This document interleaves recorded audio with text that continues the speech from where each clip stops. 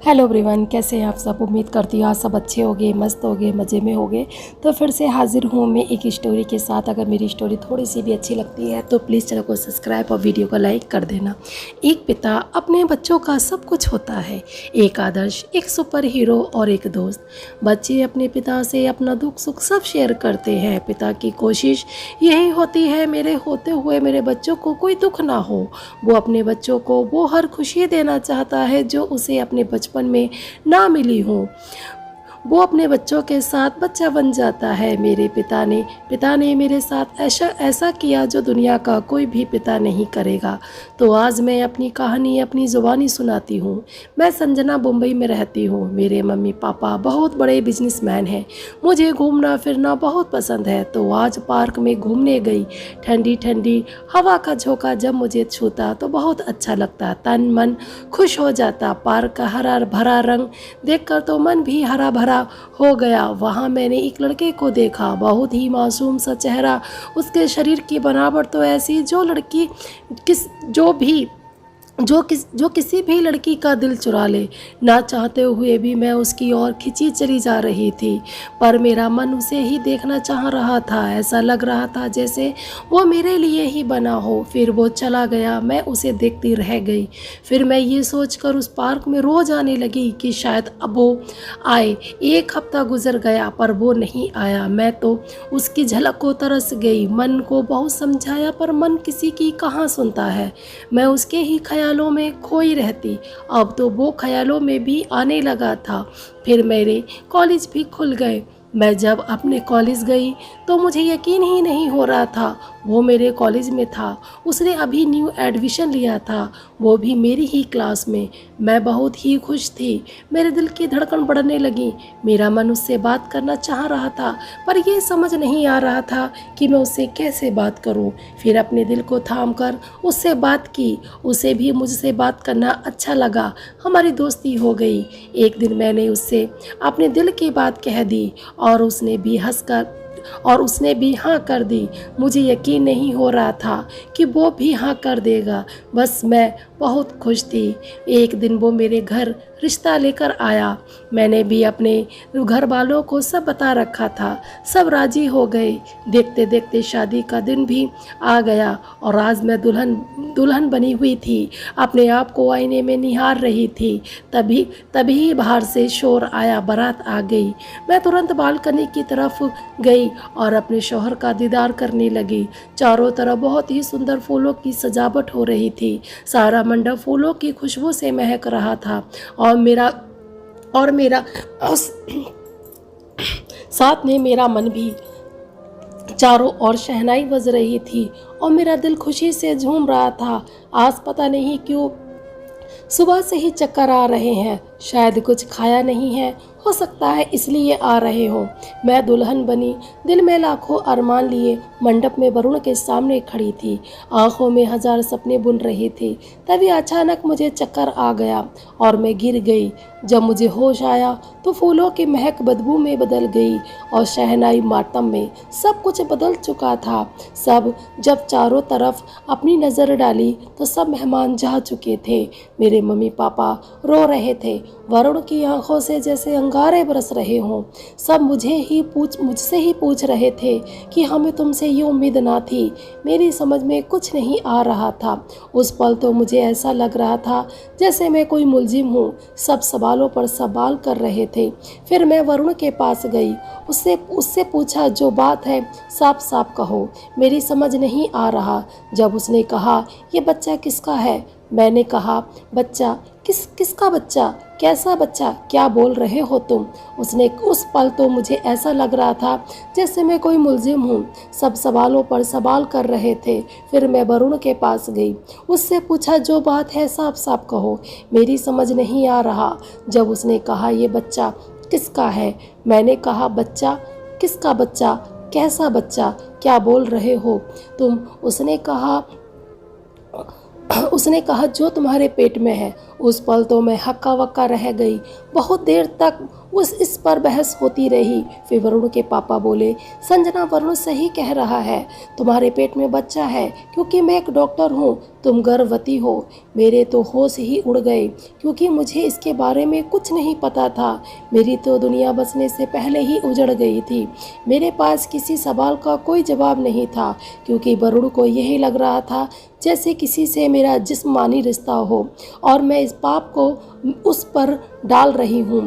किसी से रिश्ता बनाना तो दूर, आज तक मैं किसी पुरुष के पास भी नहीं गई। ये बात मैं सबको कैसे समझाऊं, कुछ भी समझ नहीं आ रहा था। ऐसा लग रहा था जैसे किसी ने मेरे खिलाफ साजिश की हो। मेरे माता पिता भी मुझे कोसने लगे। सब जा चुके थे, बस मैं ही वहाँ अकेली रह गई। पूरी तरह से टूट गई थी, क्योंकि जो आरोप मुझ पर लगे थे उसका कोई सबूत नहीं था मेरे पास। मैं घर गई, कोई मेरी बात सुनने को तैयार ही नहीं था। मैं सुबह हॉस्पिटल गई, वहाँ अपना चेकअप कराया। वरुण के पापा की बात सही निकली। मैं तो 3 महीने की प्रेग्नेंट थी, मुझे पता ही नहीं चला। मैं वरुण के घर गई, उसको समझाने की कोशिश की, पर कोई समझने को तैयार नहीं था। जब मैं बाहर निकली तो लोग अजीब अजीब नज़रों से देखते और पता नहीं क्या क्या बोलते। मेरी हंसती खेलती ज़िंदगी बर्बाद हो गई थी। मैंने फिर से कोशिश की वरुण को मनाने की। इस बार वो मान गया। मुझे पता लगाना था जो मेरे साथ हुआ है वो किसने किया है और क्यों किया है। मैंने बहुत हाथ पैर मारे, पर कुछ पता नहीं चला। मैं मायूस होकर बैठ गई। जब हमें कुछ पता ही नहीं होता है तो उसका पता लगाना बहुत ही मुश्किल हो जाता है। इतना तो मैं समझ गई थी कि वो जो भी है मेरे आसपास का ही है, पर कौन? इस कौन को मुझे ढूंढना था, पर कैसे? कुछ पता नहीं चल रहा था। अब मेरा घर से निकलना भी मुश्किल हो गया था। मैंने सोचा इस बच्चे को गिरा दूं। डॉक्टर के पास गई, पर डॉक्टर ने मना कर दिया था, क्योंकि 3 महीने से ऊपर हो चुके थे, चौथा लग चुका था। मेरे लिए बहुत ही मुश्किल मोड़ था। एक दिन मेरे घर में चोरी हो गई। सब लोग घर में लगे सीसीटीवी कैमरे में चोर को देखने लगे और चोर पकड़ लिया गया। मैंने सोचा अगर ये सब मेरे घर में हुआ है तो वो सीसीटीवी कैमरे में ज़रूर होगा। मैं 5 महीने पुरानी रिकॉर्डिंग देखने लगी। सारी रिकॉर्डिंग थी, पर बीच बीच की रिकॉर्डिंग गायब थी। ऐसा लग रहा था जैसे किसी ने बीच बीच में कैमरा ऑफ किया हो, ताकि वो पकड़ में ना आए। ये यकीन हो गया था कि वो जो भी है घर का ही है। सब घर के नौकर पर शक करने लगे।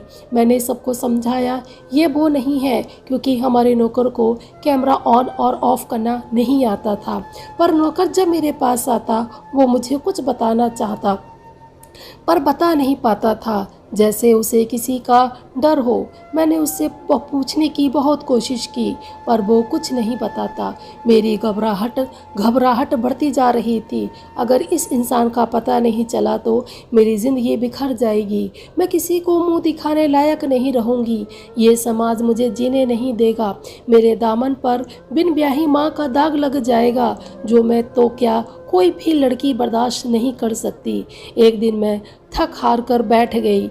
मेरे दिमाग ने भी काम करना बंद कर दिया। मैं मायूस होकर खुदा से शिकायत करने लगी, ए मेरे खुदा, तू मुझे किस जुर्म की सज़ा दे रहा है?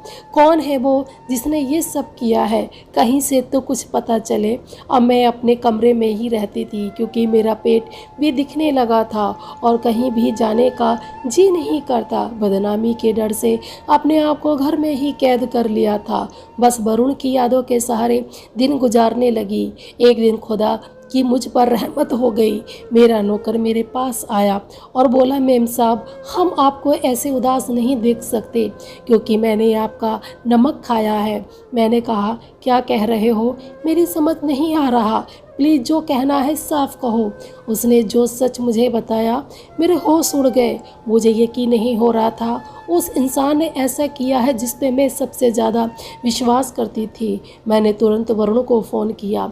सब लोग इकट्ठा हो गए और वो भी मौजूद था जिसने मेरी ज़िंदगी बर्बाद की और मेरी खुशियाँ मुझसे छीन ली। इसके बाद तो मेरा हर रिश्ते पर से विश्वास उठ गया था। माँ को बताया तो उन्होंने उल्टा मेरे ही चरित्र पर उंगली उठा दी। मैंने सोचा अब सबूत के साथ ही सबसे बात करूँगी। फिर मैंने उस इंसान का और अपने पेट में पल रहे बच्चे का DNA कराया। रिपोर्ट पॉजिटिव आई। अब मेरे पास सबूत था उस इंसान को सबके सामने बेनकाब करने का। मेरी माँ ने जब वो रिपोर्ट देखी तो उसकी आंखों से आंसू बहने लगे। मेरे पिता की एक दुर्घटना में मौत हो गई थी।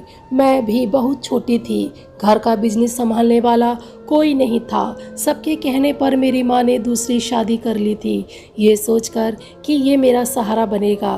पर उस इंसान ने तो मेरे साथ वो किया जो एक पिता अपनी बेटी के साथ कभी नहीं करता। मेरे बच्चे का बाप कोई और नहीं, मेरा ही पिता था। नौकर ने मुझे बताया जब घर में कोई नहीं होता तो मेरे पापा घर आते थे और नौकर को किसी काम से बाहर भेज देते। चाय में कुछ मिलाकर मेरे कमरे में लेकर आ गए। उस चाय को पीकर मुझे नींद आने लगी और मैं सो जाती थी। जब पापा मेरे कमरे से निकल रहे थे तभी नौकर आ गया। उसने देखा मेरे पापा अपने कपड़े ठीक करते हुए मेरे कमरे से बाहर निकल रहे थे। ये सब सुनकर तो माँ तो सस्ते में आ गई। मेरे पापा माफ़ी मांगने लगे। मैंने उन्हें माफ़ नहीं किया, चाहे मेरे सौतेले ही सही पापा थे। उनकी नज़रें शर्म से झुक गईं। फिर सच्चाई सबके सामने थी। फिर वरुण ने मुझे भी स्वीकार कर लिया। दोस्तों, आज की स्टोरी कैसी लगी बताना ज़रूर। हमें आपके कमेंट पढ़ना अच्छा लगता है। अपना कीमती समय देने के लिए धन्यवाद। Thanks for watching. अगर आप मेरे चैनल पर पहली बार विजिट कर रहे हैं तो प्लीज़ चैनल को सब्सक्राइब कर देना। तो मिलते हैं नेक्स्ट स्टोरी में, तब तक के लिए बाय।